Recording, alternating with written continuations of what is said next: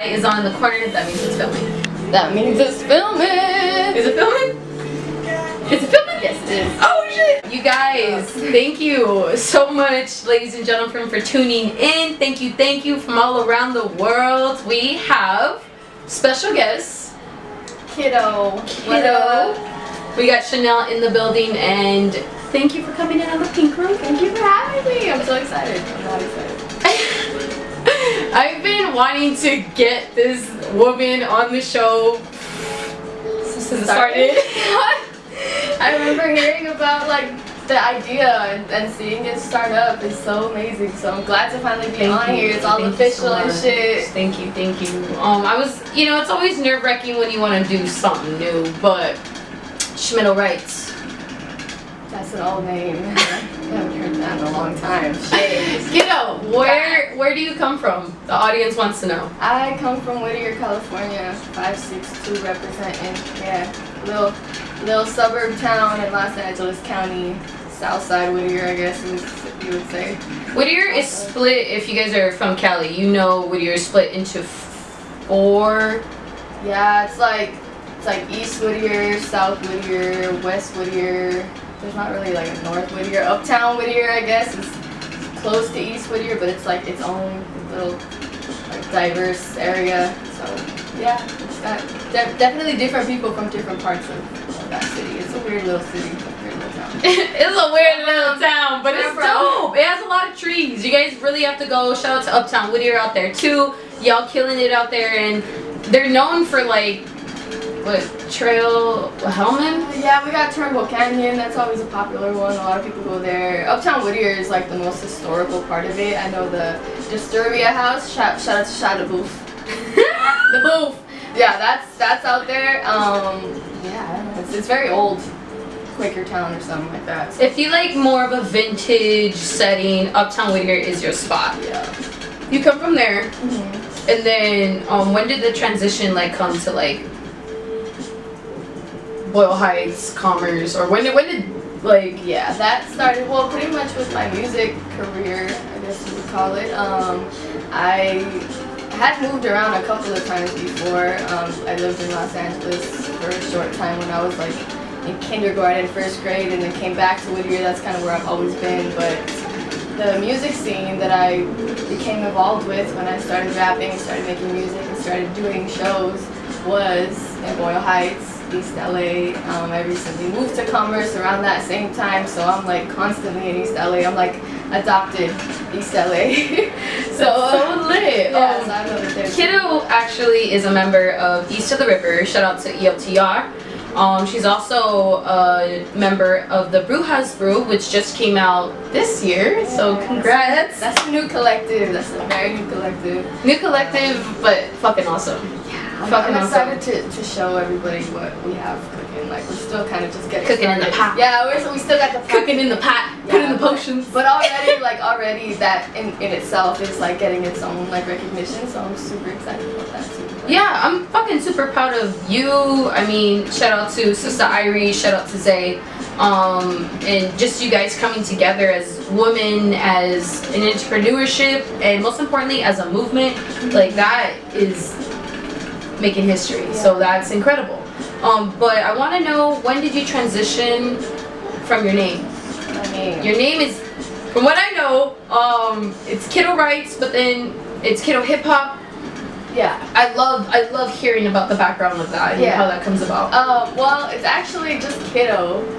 Kiddo Writes and Kiddo Hip Hop were both just Instagram and Twitter handles that I used, right? Because how funny, I guess I never really thought about like what that meant, but I chose Kiddo Writes because I was kind of starting out as a rapper, and at the beginning I was hesitant to call myself a rapper or an MC because I knew what that title kind of came with, and although this was something that I loved and I was trying to get better at, and it was like a hobby of mine, it was a love of mine, but I still wasn't sure if like, is this what I'm really gonna be? Like, I don't know if this is what I am. Like, I like to write.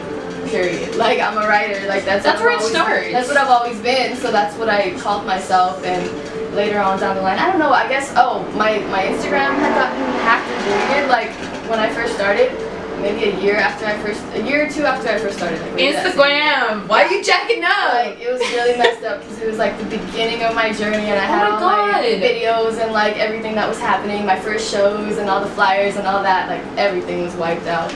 So I made a new Instagram and just kept Kiddo Hip Hop because it was kind of easy and simple, and like, I make hip hop. I'm Kiddo. Hey, what up? Like, we are definitely gonna put her at, so y'all can get on the Kiddo train on some real shit.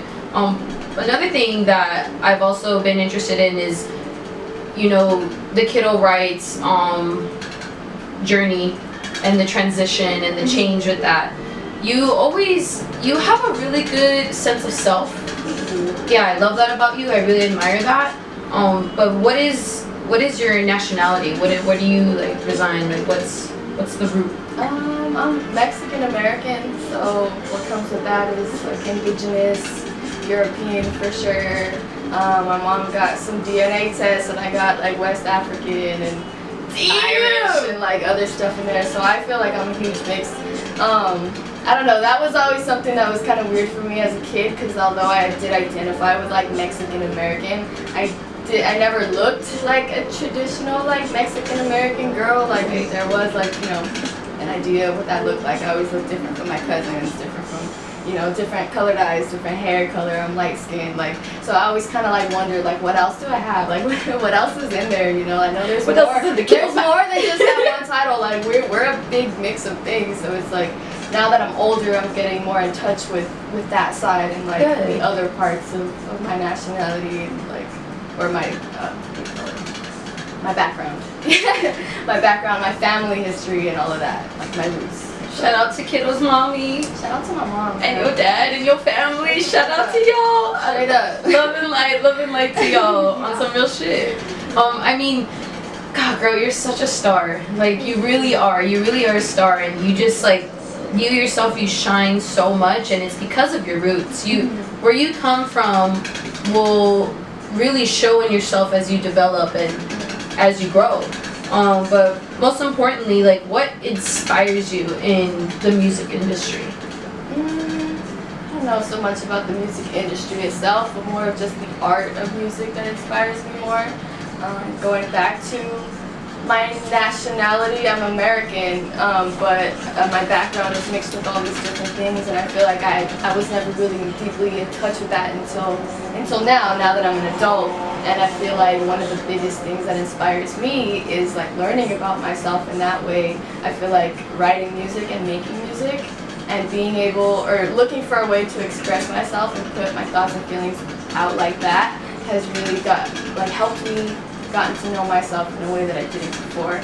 So like a lot of my self-realization. Yeah, like a lot of my stuff is really introspective, but like I'm very inspired just by life and getting to know artists through their words and like the moods that they put down on paper. I feel like I have a lot of artists who are my friends are artists, you know, I'm surrounded by artists constantly, and it's like you kind of know somebody in person, but listening to their music that comes from just such a deeper, like more vulnerable place, I feel like you can learn a lot more, you know, like really paying attention to the deeper stuff that's like indie art. So that's inspiring to me, like seeing somebody put their entire like soul on paper that sometimes and oftentimes they don't really like show to the outside world. So it's like, it's raw. It's another world, like we're creating a world for ourselves, and I think that's like the biggest thing for me.